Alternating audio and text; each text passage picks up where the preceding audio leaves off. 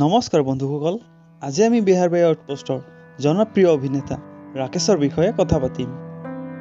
তেওঁৰ ঘৰ ক'ত, তেওঁৰ আচল নামটো কি, এই সকলোবোৰ কথা এই ভিডিঅ'ৰ যোগেদি আপোনালোকক জনাবলৈ চেষ্টা কৰিম। বলক ভিডিঅ'টো আৰম্ভ কৰোঁ। বিহাৰ বাই আউটপোষ্টত ৰাকেশৰ চৰিত্ৰটো অভিনয় কৰা অভিনেতাগৰাকীৰ আচল নামটো হ'ল ৰিণ্টু বৰা।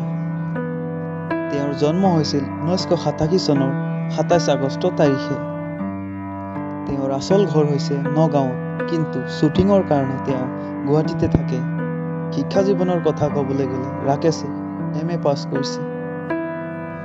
আৰু পৰিয়ালৰ কথা ক'বলৈ গ'লে তেওঁৰ মা দেউতা বৰ্তমান নাই।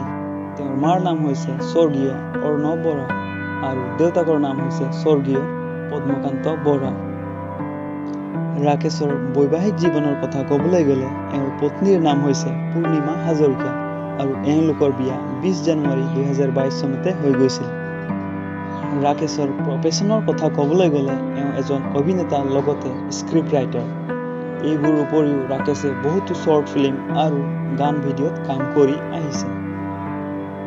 তেওঁ বিহাৰ বাই আউটপোষ্টত বহুতো স্ক্ৰিপ্ট লিখি নিজে অভিনয় কৰি আহিছে। বন্ধুসকল, আপোনালোকক ৰাকেশৰ অভিনয় কেনে লাগে কমেণ্ট বক্সত জনাবলৈ নাপাহৰিব আৰু আমাৰ K19 আছাম চেনেলটো ছাবস্ক্ৰাইব কৰি বেল আইকনটো দবাবলৈ নাপাহৰিব।